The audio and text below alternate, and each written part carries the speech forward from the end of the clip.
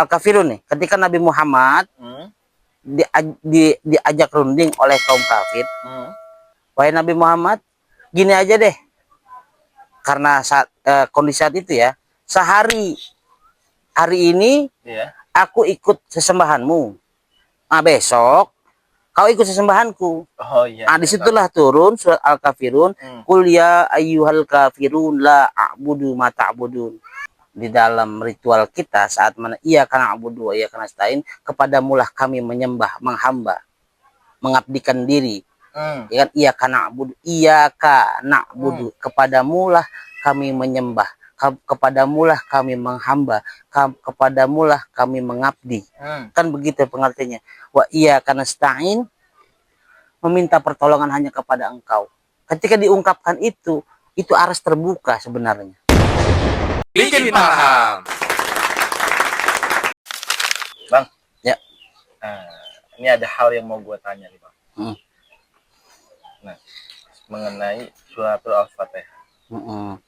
Itu kan surat pembuka ya. Ya. Nah, kenapa sih dalam sholat kita itu Al-Fatihah itu sangat-sangat wajib? Gitu. Dan bahkan kalau ada yang salah dalam Al-Fatihahnya, sholat dianggap tidak sah. Ya. Gitu.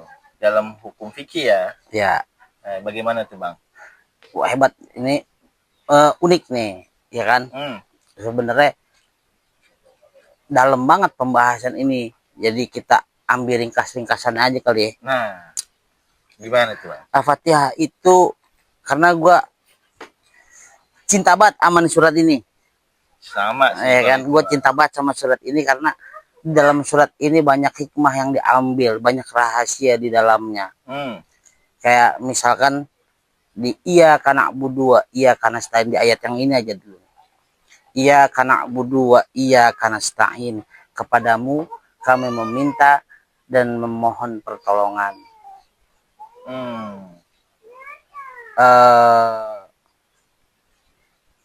Ngeri gak sih sebenarnya? Kan Al-Quran itu kalamullah. Iya. Okay. Lalu lantas kenapa ayatnya berbunyi iya karena abudu iya karena stain? Iya, kenapa tuh? Kalau di ayat-ayat yang lain kan begini. Kalau Allah Ta'ala, Allah berfirman, innani anallah fa'buduni. Jadi terlihat jelas ya kalamullahnya. Sesungguhnya aku ini adalah Allah, maka sembahlah aku. Nah artinya kan begitu. Di Al-Fatihah, coba lo kita seret ke pemikirannya ke Al-Fatihah. Iya karena abudu wa iya karena stain. Kepadamu kami meminta dan memohon pertolongan. Kalimat ini kalau kita resapin, ini kalamu apa bukan sih? Coba renungkan itu. Iya karena abudu wa iya karena stain. Lantas mengapa kok kalimatnya demikian? Lalu ada kalimat ihdinas siratal mustaqim. Masa Allah minta ditunjuk ya? Iya, minta petunjuk ya. Tunjukkanlah kami jalan yang lurus. Nah, karena Allah yang punya jalan. Kenapa mesti dikatakan lagi ihdinas siratal mustaqim? Nah, kalau kita perlu perhatikan tuh di situ tuh. Banyak rahasia di dalamnya. Ihdinas siratal mustaqim. Ini kalamullah tetap. Jadi penjelasannya mufassir ahli tafsir Quran menyatakan bahwa suratul Fatihah itu kalamullah. Mutlak kalamullah. Kalamullah ini diberikan kepada manusia untuk dipergunakan. Al-Fatihah nih di dalam sholat. Ini yang salah satu surat yang unik nih, Al-Fatihah itu unik. Asbabun nuzulnya nggak ada. Nggak ada. Turunnya surat Al-Fatihah kayak asbabun nuzulnya nggak seperti surat-surat yang lain. Contoh misalnya ketika Al-Kafirun nih, ketika Nabi Muhammad diajak runding oleh kaum kafir. Wahai Nabi Muhammad, gini aja deh, karena kondisi saat itu ya, hari ini aku ikut sesembahanmu. Nah besok kau ikut sesembahanku. Nah disitulah turun surat Al-Kafirun, Qul ya ayyuhal kafirun la a'budu ma ta'budun. Katakanlah, wahai orang-orang kafir, aku tidak menyembah apa yang kau sembah. Kau tidak menyembah apa yang kau sembah. Bagiku agamaku, bagimu agamamu. Bagimu agamamu, bagiku agamaku. Oh, jadi dalam Al-Fatihah itu asbabnya nggak ada tuh ya? Kronologis ini nggak ada. Ya? Nah, tapi turunnya Al-Fatihah ini rapat kejadiannya dengan kejadian Isra Mi'raj. Jadi setelah dapat perintah sholat, Nabi Muhammad mendapatkan perintah sholat, maka Nabi Muhammad turunlah surat Al-Fatihah. Lalu kemudian Nabi mencontohkan, lalu kenapa kok Al-Fatihah masuk ke dalam sholat? Tata cara sholat semua diajarkan oleh Nabi. Makanya Nabi bersabda, "Shollu kama ra'aitumuni usolli." Sholatlah engkau sebagaimana aku sholat. Saat Nabi melaksanakan ibadah ritual sholat, Nabi baca suratul Fatihah yang tidak pernah ketinggalan.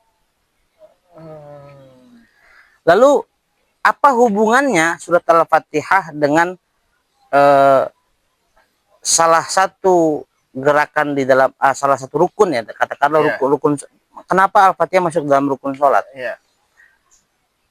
Sholat itu, ritual ini adalah ritual dalam mengkoneksikan jiwa kepada Sang Khalik. Jadi Allah memerintahkan supaya mengkoneksikan jiwa kita kepada Zat yang Maha Agung. Kalau tidak ada suratul Fatihah, maka manusia akan bingung bagaimana caranya berkomunikasi dengan Sang Rabb. Al-Fatihah itu kan kalamullah yang diberikan kepada manusia. Ini ayat-ayat ini dari Allah supaya manusia pakai. Perhatikan kalimatnya. Iyyaka na'budu wa iyyaka nasta'in. Indah banget. Ihdinas siratal mustaqim. Makanya ketika kita iyyaka na'budu wa iyyaka nasta'in, kepadamulah kami memohon dan meminta pertolongan ini, Allah di situ sebenarnya langsung menjawab. Iya sih, ini masuk sih Bang.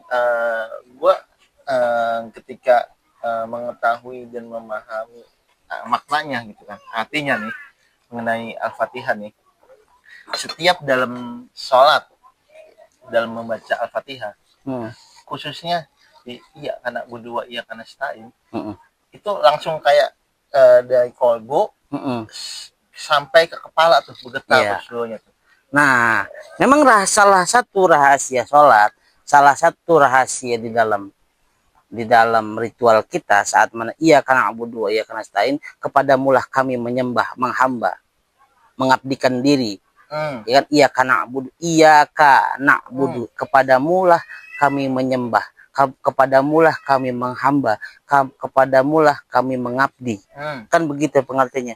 Wa iyyaka nasta'in, meminta pertolongan hanya kepada Engkau. Ketika diungkapkan itu aras terbuka sebenarnya. Jadi Allah memperkenankan setiap apa yang kau minta. Tapi ini nggak sih Bang, bacaannya kan yang kita dipelajari itu kebanyakan bacaan Latinnya ya, apa ya. Nah, sedangkan maknanya itu kan dengan bahasa kita wajib mengetahui itu. Nah, dengan hal itu bagaimana hukumnya nih bagi orang kayak gue nih? Gue kan cadel nih ya. Nah, dalam baca Al-Fatihah itu kan pasti nggak sempurna Bang.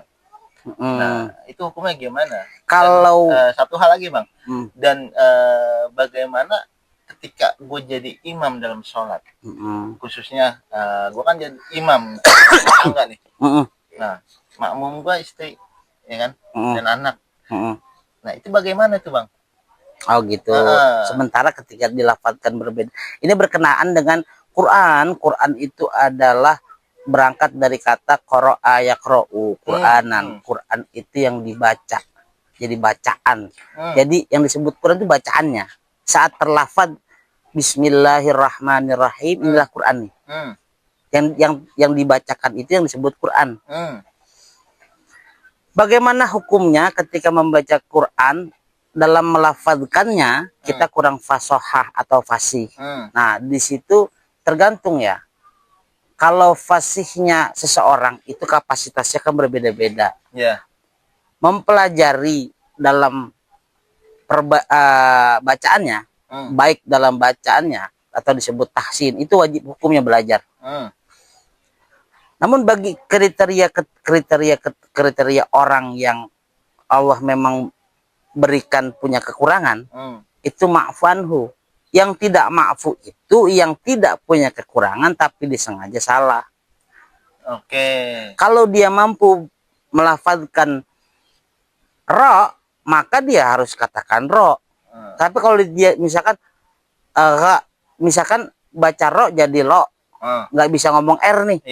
Nggak jadi soal, yang penting maksud dan tujuannya sampai. Karena yang penting di sini tujuannya sampai. Terus ketika gue jadi imam, bagaimana itu? Sah saja. Yang penting memang betul-betul jadi kekurangan ya. Sah. Kan sah. Ada yang bilang katanya makruh tuh. Kenapa? Katanya makruh. Kan tergantung. Lu jadi imamnya di rumah atau di masjid.